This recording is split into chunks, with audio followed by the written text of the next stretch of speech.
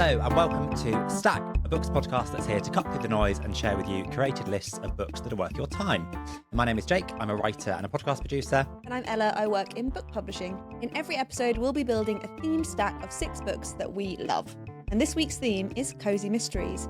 Just in time for Christmas, if you couldn't tell. Just in time for Christmas. Happy Christmas. Happy Christmas, Ella. You've been pushing for these hats since we did our Christmas gift guide. I've been pushing this hat since we talked about the Christmas gift guide in September. Yeah, and then we did the Christmas gift guide and you finally got it. How does it feel? Oh, it feels amazing. Yeah, so pleased. It feels really chic.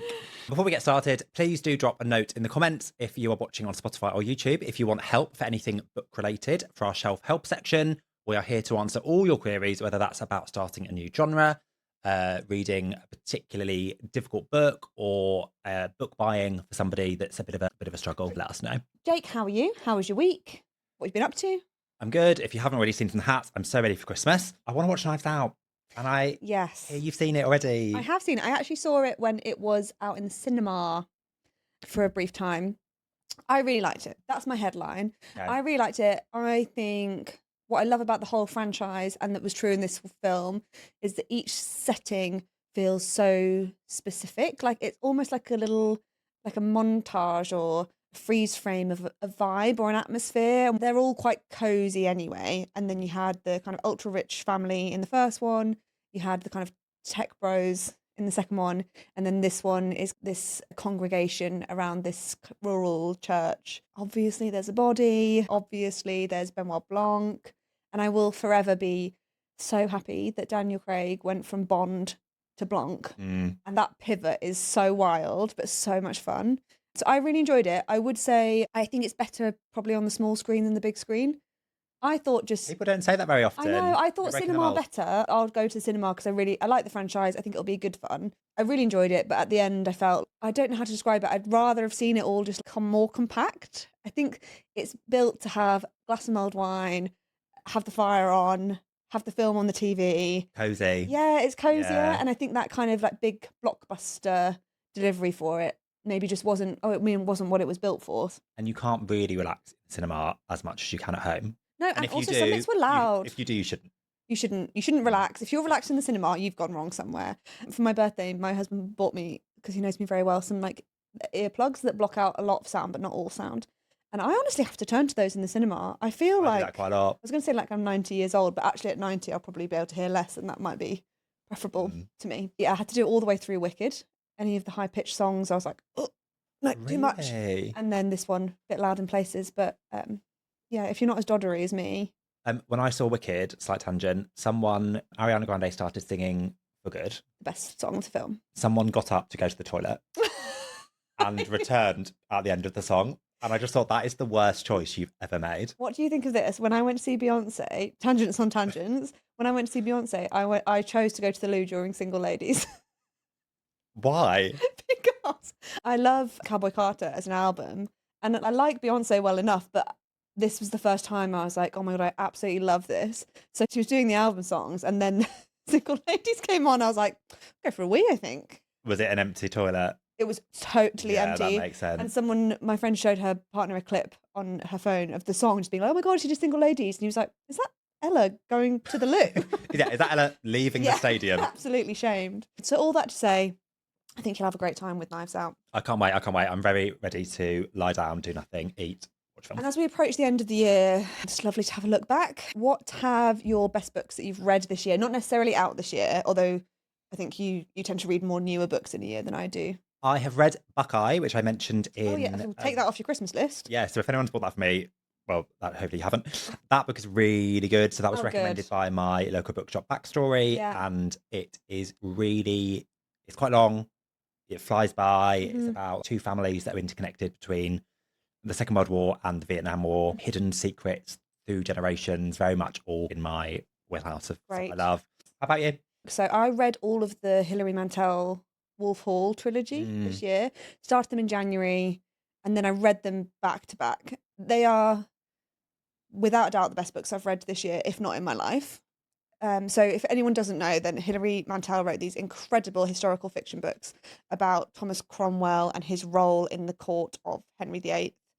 It happens over 3 books, but spoiler alert, Thomas Cromwell historically is well known to have been executed. So you'll wait, like, the whole way through, there's only one way this trilogy is going to end. And yet you are so with him, so on his side. It felt so real. I think historical fiction done well can really just feel like a period comes to life. All of those three would be on my top of the year. The third one slightly less, not because it was any less good, but because it's the longest of the lot and I went to it back to back. And by the end, I wanted to say good morrow to you. I felt like I was talking like a Tudor. Should we take the hats off and get started? I will take the hat off, actually, great. yeah. Okay, my first book is The Fellowship of Puzzle Makers by Samuel Burr. Samuel was a TV producer, so I think he really knows his way around a plot, and this is, with all great mysteries, plot is key. This book follows Clayton Stumper. He is a man well beyond his 26 years. He is an orphan. He was left at the door of a puzzle makers institution. A foundling. Of all the kind of greatest minds in the UK that kind of came together years ago to solve puzzles. And he's grown up in that house with a lot of much older people. So he's kind of become old beyond his years. And when his kind of mentor, who is the head of the organisation, dies, she leaves him a cryptic quest to unearth the secrets of his parentage that he then has to break out of his routine to go and do. Yeah. Clayton Stumper is so believable and so lovable that you're so in this from the start. Great name. Every chapter has a kind of crossword at the beginning. There's lots of word searches and mazes and things. And that you can do. That you can do as you fun. go, which is really fun. Yeah, the mystery really holds up. Like, you're really like going along with him, like learning and getting red herrings and working out what's happening with this kind of ragtag bunch of his much older friends. Aww. There's also like a queer love story in the middle of it. He meets this man called Neil, who is obsessed with Girls Aloud, and Clayton Stumper, well beyond his years, doesn't know who that is. So it's just really sweet. That's I think so really fun. like it. That's such a fun Christmas read as well. And actually, gift guide over, but that's a really nice Christmas gift. Yeah. If you've got someone who like really loves puzzles and they love crime, then that is two worlds collide. My first choice is probably my most on brief. Okay. For the episode theme. And it is How to Solve Your Own Murder by Kristen Perrin. So this came out in 2024. It's been a Sunday Times bestseller, Waterstone's Thriller of the Month. And the tagline is, Frances always said she'd be murdered. She was right. Wow. Fun? What a scary thing to say. You seem scared, yeah. What a scary thing to say about yourself while you're alive. So sorry, that's not what I anticipated. I thought you'd be like all fun, not poor Frances. Murder's not fun, Ella. This is a really fun read and I feel confident in that. So in 1965, Frances Adams was told by a fortune teller that one day she'd be murdered. She takes it very seriously. She spent the next 60 years gathering evidence on all of her friends and neighbours. No one took her seriously until, of course, she's found dead. Wow. Fun now? Great. You're more in. Okay, great. When her great niece Annie arrives from London and discovers that Frances's worst fear has come true, Annie is thrust into her great aunt's last act of revenge against her sceptical friends and family. Whoever solves Frances's murder will inherit her millions. Fun. Okay, so fun the stakes again. are high. Yeah. Okay. So I'd say this is maybe less of a cozy mystery and more of a caper. But I think what I like about a cozy mystery is that there can be, there is a murder, often there's a body, but it's all done in a way that feels very safe. And as someone who doesn't love dark reads, doesn't love jeopardy, I still really like a cozy mystery. I describe this as more of a caper because it feels like it could have a fun soundtrack as Annie is going around this luxurious country estate, meeting all of these almost Cluedo-style characters and trying to work out what their involvement was in Frances's death.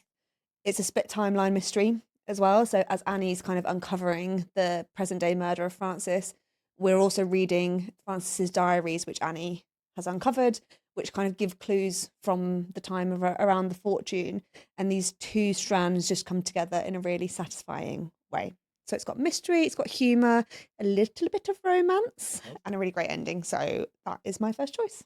And I feel like with mysteries, because my question was going to be, is it a satisfying ending? Which I feel like it's hard to talk about a book like a mystery book.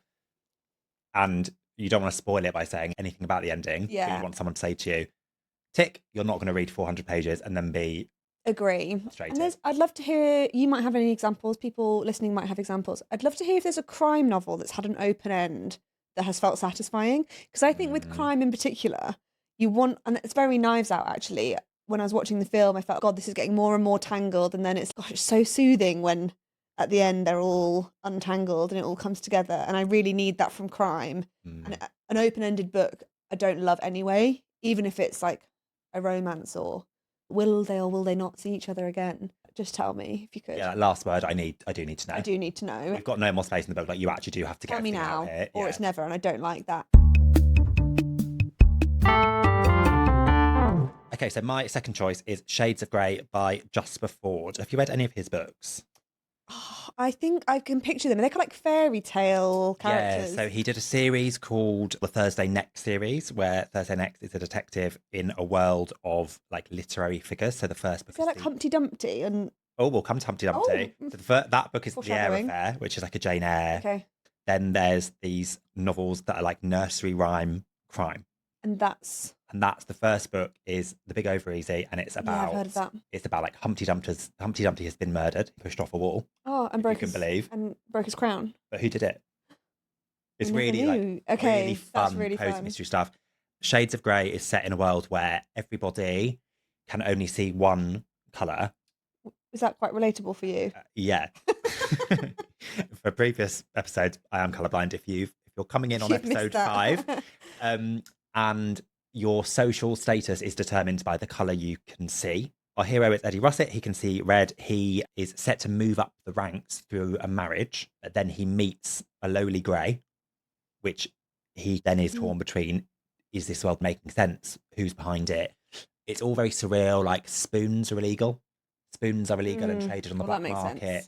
Obviously. So it's just, and I thought what you would love about this book is like the world building is like, you're just in this surreal, there's lots of fun kind of wordplay and play with the idea of colours and how the world would work. But it's also really, really subtle. It's not like overdone. It's not really obvious. Is it kind of fantasy? Is it kind of fantasy? It's quite dark, like the world and how it works, and the fact there is this social power systems and hierarchy system.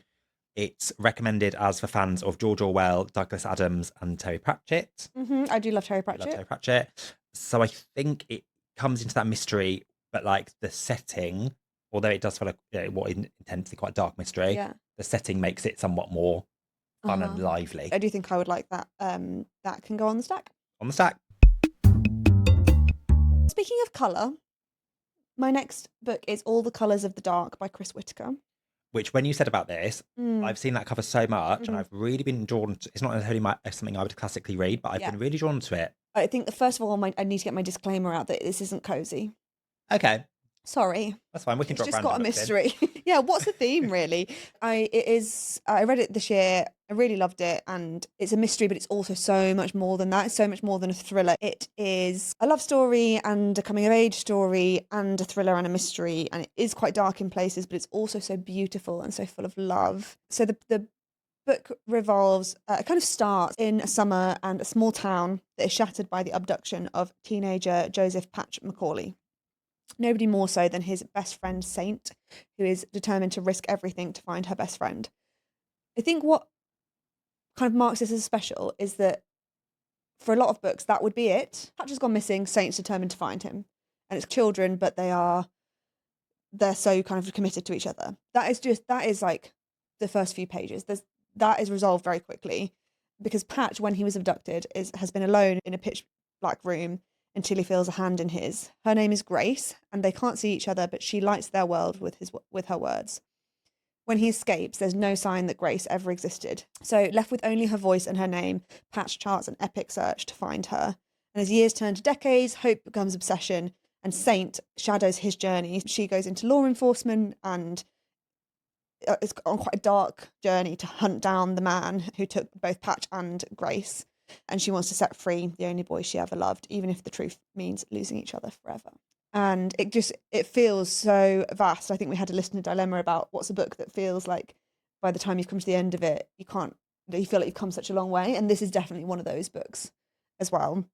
My only caveat is that it is 592 pages. So let's round up 600. We'll call it 600, but it squeaks in under 600. And it feels like quite a commitment. And at times I was really racing through it. And at times I was like, don't know if I want to pick that up again. So my big recommendation is to read it in big gulps. So read long sections at a time and in fewer sections because it is an incredible book. But I think it's really important that you keep moving through it. Otherwise it feels like you've been in that world a bit too long for me. So that feels like a half-hearted recommendation, which it isn't, because I absolutely loved it. And I would just say, you've got the Christmas break coming up. It's a really good one to just read in a few sittings and give yourself time to luxuriate. What drew you to it? Because you said you've been interested in picking it up. I just think I'd heard bits and pieces about it, and it just felt like the central intrigue. I was very like, because even you talking about it now, I kind of want to know what happens, which you're not. I'm sure you're not going to tell me or the listeners. So my last book is Magpie Murders by Anthony Horowitz. I know him. Who I'm sure lots of people will know from Alex Rider. Yes, that was iconic. Huge in my teens, and The Power of Five. And he also wrote 9 Murders in a Mexican Morgue, which I know lots of people are watching on the telly. This, I feel like with him, and having read so many of the Alex Rider books and other stuff he's done, like I just knew this was going to be good. You in good hands, safe hands. In good hands. I know the plot's going to work, like really in. Which I think worked because this book is quite strange because you basically read an entire crime novel. Yeah. And then you're halfway through the book. Oh, okay. No, I'm just the concept of reading. Yeah, I was like, you read an entire crime novel. That's literally the point. No, you read an entire crime novel, and then for anyone watching this, you're here in the book. About halfway. You're about halfway, so you've then got an entire rest of the book. After everything's resolved. It cuts off halfway. At this point, you don't get the ending. Yeah. And the editor who is reading this manuscript, you then follow her journey. Oh, interesting. Within the world of the book. Yeah. Alan Conway has written a book that is the final book in his Atticus Pund detective crime series. Yeah, so it's about a fictional novelist has written this book that this one starts with. Yes, and Susan Ryland is the editor. Yeah. And she has landed upon the manuscript for the final book. Yeah. And she's reading it. The last 3 chapters are missing. And when she then is like, it's fine, I'll just ask Alan for the rest of the pages. Alan has then died. In suspicious circumstances. So it appears he's died by suicide. Susan doesn't believe this story. So she then is investigating without any of the skills. She's not a detective. She's investigating from what she knows of reading crime novels about what might have happened and how it seems like there are clues about what happened in the Atticus Pund manuscript. Okay. Does that all make sense? Yeah, I think so. Okay, good. It's really good. I think I was, you finish a whole book and then you're like, and now the book starts.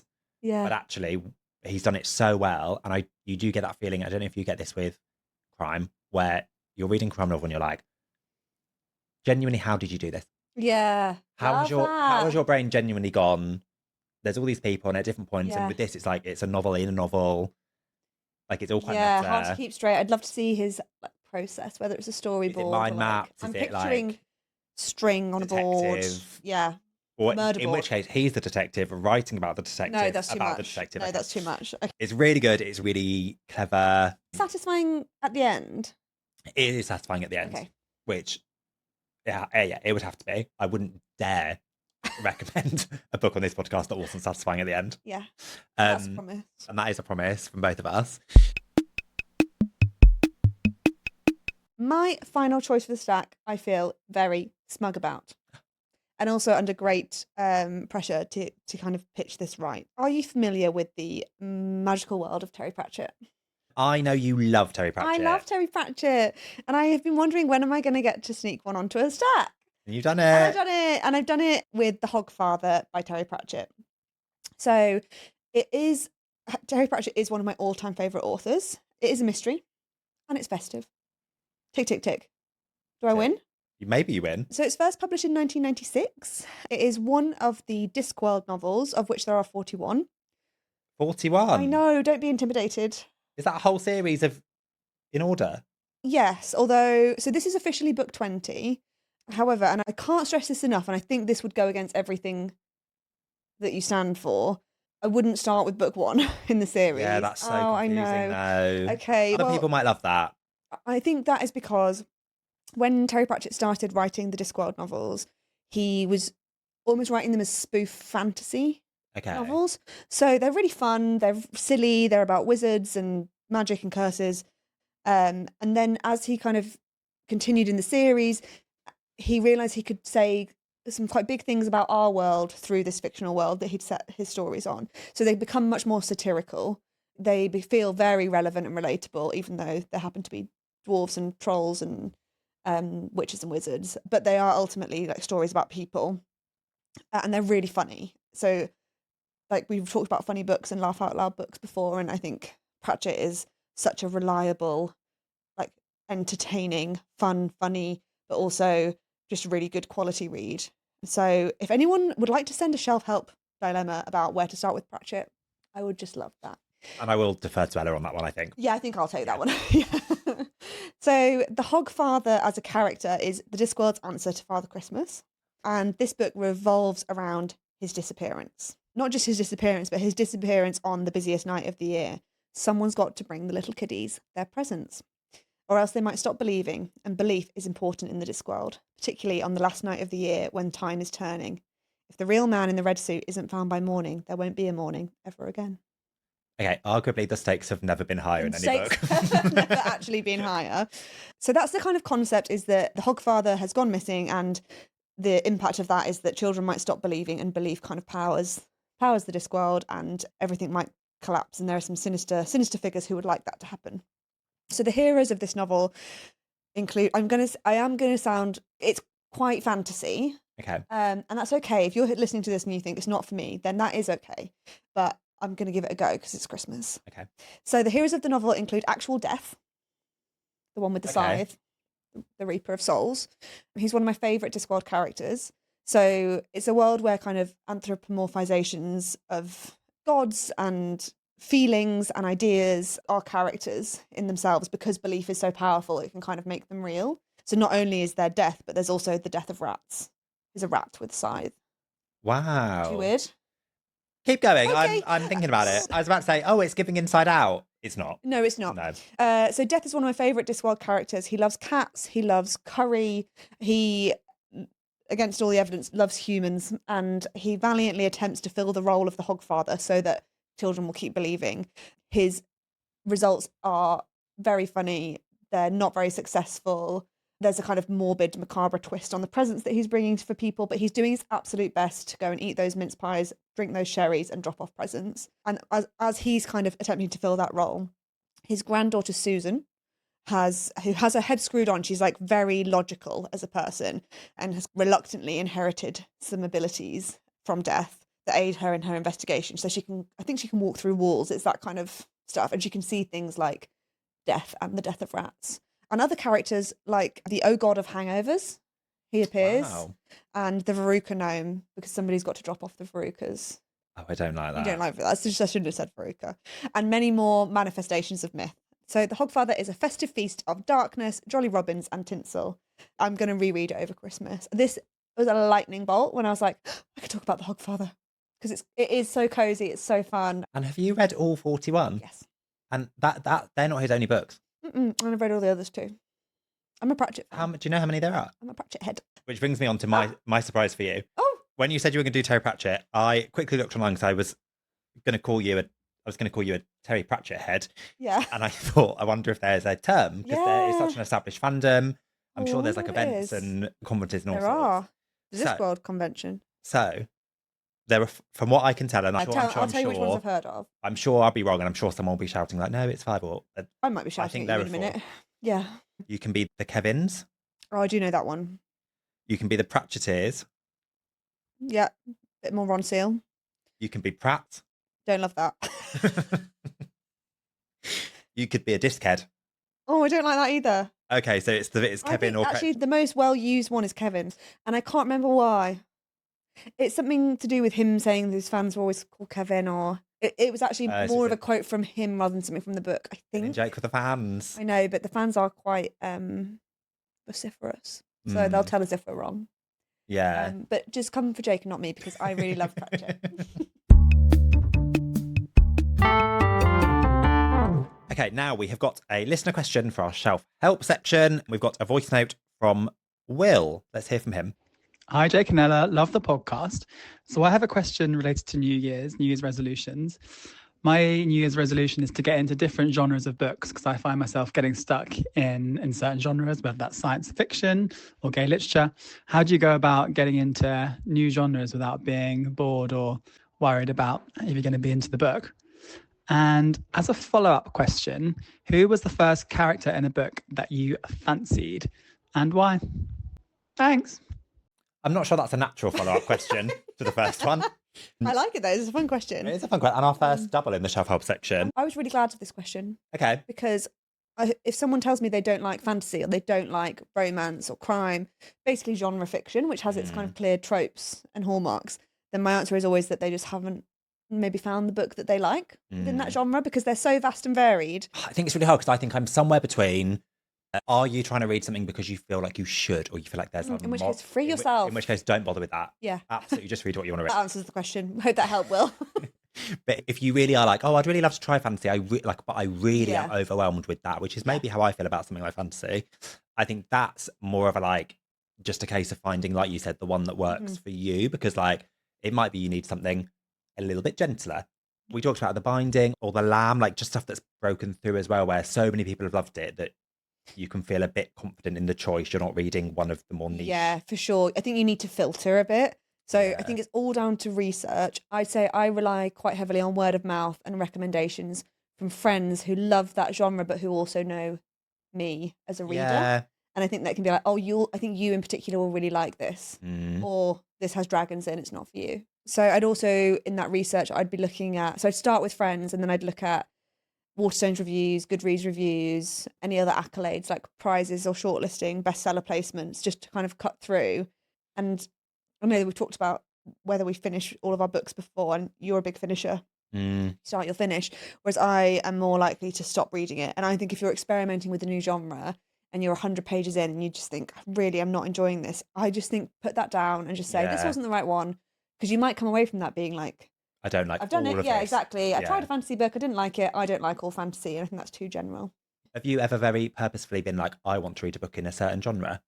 Maybe more when I'm like choosing my next read rather than I want to read a genre for the first time. Because I think I'm quite a genre fiction reader anyway. I've read a fair bit of sci-fi, fantasy, crime, romance, historical fiction. Maybe when I first started, historical fiction was the one I didn't think I liked. And then I read Hamnet. And I loved it so much. And we must talk about that soon because there's a film of it coming. I think very soon. So that's exciting. For me, like I'm really much, I read quite widely, but often stuff where it's like contemporary or literary fiction with a touch of the thing. Yeah, you read really widely, but they're not genre fiction. Yeah, but then something like Court of Thorn and Roses, so many different types of readers have said to me. I've still not read it, but so many people said to me, I read this, everyone was reading it, and I loved it. So that's often, I think, quite a good way to get in. I don't know if you'll like it. Really? Yeah, and I know a lot of people. I love them. I don't know if you'll like it. Oh well, so many people have said that is the one you're gonna have to read it. I'm gonna have to read it, and we're gonna have to find out. Jake, who was the first character you fancied in a book, and why? Obviously, that's really a really embarrassing question. I don't actually had to rack my brains a bit for this because what I came down to is I'm a visual learner, and books. I like my initial crushes. They're not, I can think of Martin from EastEnders. Okay, so more TV I can crushes. think of The Boy from the Ghost Hunter. What I can't think of is particularly a book, but I think if when I really rack my brains, maybe Alex Rider. Oh yeah, fit. Is it Alex Pettifer that you fancy? I think it was Alex Rider in that confusing stage of, do I want to be Alex Rider? Yes. Do I want to be with Alex Rider? Yes. And then the film came out, Alex Pettifer was the role, and then that really spiraled for me. Okay, great. How about you? It took me a while to think as well, because I think You're also a visual learner. Because I'm a visual learner. Because romance and fantasy are genres with very fanciable characters, but I came to these slightly later. Lots of YA heroes. So honourable mention to Edward Cullen. Oh. The vampire, which is now, if you have seen Twilight as an adult, the most embarrassing thing. I think at the time, he was the cool one. Looking back now, you should say Team Jacob. Oh, but he's so embarrassing as well. I think that's less embarrassing, but they're both pretty embarrassing. Don't want to start a war. How long have you been 17? A while. But so that definitely was an exciting book to read. I'm going to give you an honest answer, Will, because I assume you've asked this with great seriousness. Have you ever heard of J.M. Howell? Her Earth Children series, which is a prehistoric romance, basically. It's historical fiction. The first book is called Clan of the Cave Bear. I had gone through all the books. I'd gone through all the books very young. So this was definitely like an adult book I was reading as a maybe 12-year-old. And I'd say the first books I read were sex scenes. Okay. And the first time I read them, I was like, boring. So I would just skip, and just be like, back to the training of the horse. But then I do think that, so very boring when I first read them, but even then, the character of Jondalar, who is the main love interest in the book, he was so like attractive to me as someone who comes into the character's life. She's been ostracized from the people who raised her. She's living on her own. She doesn't know who she is or where she came from because she was kind of a foundling by this tribe of people. And then he is like one of her people, and he's like completely obsessed with her and is in love with her, and then introduces her to a new way of living and seeing the world. And I'd be so interested to know what I think about it now. Yeah. But at the time, I just remember being like, he's the ultimate hero. And I think actually these characters are probably like 17 or something. But because I was probably about 12 when I was reading it, they seemed like ancient. Yeah. Just really worldly. And his character in the book part of his character is like, everybody fancies him. So then I was like, I was like, oh, okay. Can I do one more honorable mention? Yeah. This is not a book, but John from S Club 7. Yeah, you can. Just get that in case he listens. Thank you for listening to Stack. You can find the details of all the books we've talked about today in the show notes. If you've enjoyed the episode, then please consider leaving us a review and subscribing. It's the best way to support the show. And we would love to solve the mystery of where did all these 5-star reviews come from? Why are we inundated with 5-star reviews? Yeah, we're Why prepared. is everyone saying such nice things about the podcast? Get the magnifying glass out. We are taking a slightly longer break than usual, so we'll be back in early January with a new episode where we will be doing books that will change your life. No pressure, but we think we've got this. Good reason to come back. Great reason to come back. See you in 2026. We'll see you then. And happy Christmas! Happy Christmas! Stack is an independent podcast production. It is produced by Jake Williams and Ella Horn. Our theme music was created by Thomas Clark.